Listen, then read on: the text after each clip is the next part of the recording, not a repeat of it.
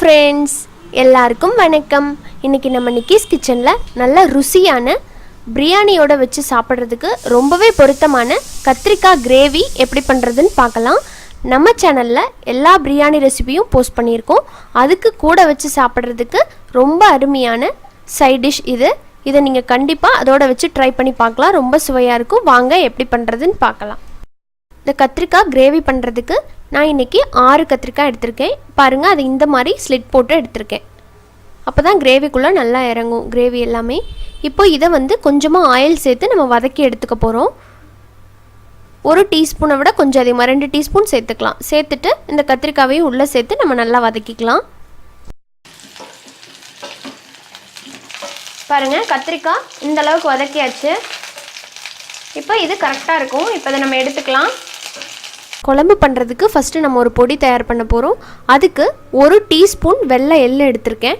இப்போ அதை நான் சேர்த்துக்க போகிறேன். வெள்ளை எள்ளுக்கு பொதுவாக கருப்பு எள் கூட சேர்த்துடலாம். சேர்த்துட்டு இதை 1 நிமிஷம் நல்லா வறுத்துக்கோங்க.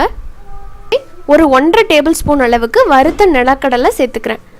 வறுத்ததுங்காட்டி ஒரு நிமிஷம் சூடு பண்ணால் மட்டும் போதும். இப்போ இதை சேர்த்துட்டு அதோடவே 1 டீஸ்பூன் சீரகம் அதையும் சேர்த்துடலாம். சேர்த்துட்டு நல்லா வறுத்து எடுத்துக்கோங்க. வாசம் வர்ற வரைக்கும் வறுத்துக்கோங்க. பாருங்கள், இப்போ இது நல்லா வறுபட்டுருச்சு. இதை தண்ணி சேர்த்துட்டு நல்லா நைஸ் பேஸ்ட்டாக அரைச்சி எடுத்துக்கோங்க. இப்போது அதே பேனில் நல்லெண்ணெய் சேர்த்துக்கிறேன். ஒரு 3 to 4 டீஸ்பூன் அளவுக்கு சேர்த்துக்கோங்க.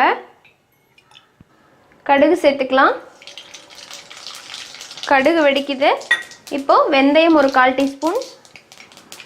இதில் 1 டீஸ்பூன் மிளகு சேர்த்துக்கலாம். மிளகு கண்டிப்பாக சேர்க்கணுங்க, அப்போ தான் நல்லா வாசம் கொடுக்கும். இப்போ கருவேப்பிலை சேர்த்துக்கலாம். சின்ன பல்லா 20 பல்லு பூண்டு முழுசாகவே சேர்த்துடலாம். இது கூடவே 2 பச்சை மிளகாய் சேர்த்துக்கலாம். இது ஆப்ஷனல் தான், வேணா சேர்த்துக்கோங்க, இல்லாட்டி ஸ்கிப் பண்ணிடுங்க. பாருங்கள், இந்த ஸ்டேஜில் ஒரு வெங்காயத்தை இந்த மாதிரி சின்ன சின்னதாக கட் பண்ணி வச்சுருக்கிறேன். இப்போ அதை சேர்த்துக்கிறேன். நீங்கள் வேணால் சின்ன வெங்காயம் கூட ஆட் பண்ணிக்கலாம். பாருங்கள், வெங்காயம் நல்லா கோல்டன் ப்ரௌன் ஆகிட்டு இருக்குது. இப்போ இந்த ஸ்டேஜில் 1/4 ஸ்பூன் போல் இஞ்சி பூண்டு பேஸ்ட்டு சேர்த்துக்கலாம். கொஞ்சமாக போதும், நிறைய ஆட் பண்ண வேண்டாம். பாருங்கள், இஞ்சி பூண்டோட பச்சை வாசம் போயிடுச்சு. நான் சின்ன தக்காளியாக 2 எடுத்துருக்கிறேன். இந்த மாதிரி கட் பண்ணியிருக்கிறேன். பெரிய தக்காளினா 1 சேர்த்தா போதும். இப்போ இதை சேர்த்துக்கலாம். சேர்த்து நல்லா மசிகிற வரைக்கும் வதக்கி எடுத்துக்கலாம். பாருங்கள், தக்காளி நல்லா மசிஞ்சிருச்சு. இப்போ நம்ம பொடிகள்லாம் சேர்த்துடலாம். 1 டேபிள் ஸ்பூன் மல்லித்தூள் சேர்த்துக்கலாம். ஒரு 1.5 டீஸ்பூன் அளவுக்கு சில்லி பவுடர் சேர்க்குறேன். காரத்துக்கு தகுந்த மாதிரி கூட்டவோ குறைக்கவோ செஞ்சுக்கலாம். ஒரு 1/4 டீஸ்பூன் போல் மஞ்சத்தூள். ஒரு நல்ல ஃப்ளேவர் கொடுக்கறதுக்காக 1 டீஸ்பூன் போல் குழம்பு மிளகாய் தூள் ஆட் பண்ணுறேன். இது ஆப்ஷனல் தான், இருந்தால் சேர்த்துக்கோங்க, இல்லாட்டி தேவையில்லை. எல்லாம் சேர்த்துட்டு லைட்டாக ஒரு வாட்டி கலந்து விட்டுட்டு ஒரு 1/2 லெமன் போல் புளி தண்ணி எடுத்து வச்சுருக்கிறேன், நல்லா பிழிஞ்சு. இப்போ அதை சேர்த்துக்கலாம். இது கூடவே நம்ம வதக்கி வச்சுருக்கிற அந்த கத்திரிக்காவையும் ஆட் பண்ணிக்கலாம். சேர்த்துட்டு இந்த மசாலா எல்லாம் நல்லா கோட் ஆகட்டும் இந்த கத்திரிக்காயில்.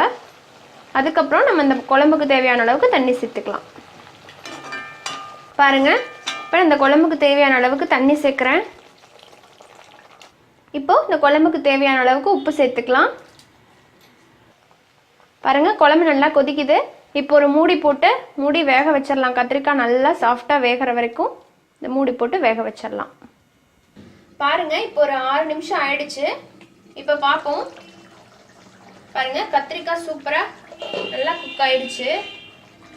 நல்லா இந்த மாதிரி வெந்துடணும். வெந்ததுக்கப்புறம் நம்ம அரைச்சி வச்சிருக்கிற அந்த வேர்க்கடலை பேஸ்ட்டை இதில் ஆட் பண்ணிக்கலாம். இது நல்லா ஒரு கொதி வரட்டும், அது வரைக்கும் நம்ம வெயிட் பண்ணலாம். இப்போ நம்ம லிட் போட்டு ஒரு 5 நிமிஷம் இப்படியே இருக்கட்டும், மிதமான சூட்டில் வச்சுக்கலாம். பாருங்கள், இப்போ ஒரு 5 நிமிஷம் ஆயிடுச்சு. இப்போ ஓப்பன் பண்ணி பார்க்கலாம். வாவ், நல்ல வாசனையோட நம்மளோட கத்திரிக்காய் கிரேவி சூப்பராக ரெடி ஆகிடுச்சு. பாருங்கள், கடைசியாக இதில் மல்லி இலை தூவி நம்ம இறக்கிடலாம். பிரியாணியோட வச்சு சாப்பிட்றதுக்கு இந்த கத்திரிக்காய் கிரேவி ரொம்ப சூப்பராக இருக்கும். நீங்களும் பிரியாணியோட வச்சு செஞ்சு சாப்பிட்டு பாருங்கள். எப்படி வந்துச்சுங்கிற ஃபீட்பேக் சொல்லுங்கள். ஆல்ரெடி நம்ம சேனலில் சிக்கன் தம் பிரியாணி எப்படி பண்ணுறது, ப்ரெஷர் குக்கரில் ஈஸியாக சிக்கன் பிரியாணி எப்படி பண்ணுறது, அப்புறமா ப்ரெஷர் குக்கரில் சீரக சம்பா ரைஸ் வச்சு மட்டன் பிரியாணி, அதோட தலப்பாக்கட்டி ஸ்டைல் மட்டன் பிரியாணி எல்லாமே நான் போஸ்ட் பண்ணியிருக்கேன். ரொம்ப அருமையாக இருக்கும். எல்லாத்தோடவும் நீங்கள் செஞ்சு சாப்பிட்டு பாருங்கள். பிடிச்சிருந்தா நம்ம சேனல் நிக்கிஸ் கிச்சனை சப்ஸ்கிரைப் பண்ணிக்கோங்க. கூடவே இருக்கிற பெல் சிம்பலையும் கிளிக் பண்ணிக்கோங்க. இன்ட்ரெஸ்டான இன்னொரு வீடியோவில் உங்களை சந்திக்கிறேன். நன்றி, வணக்கம்.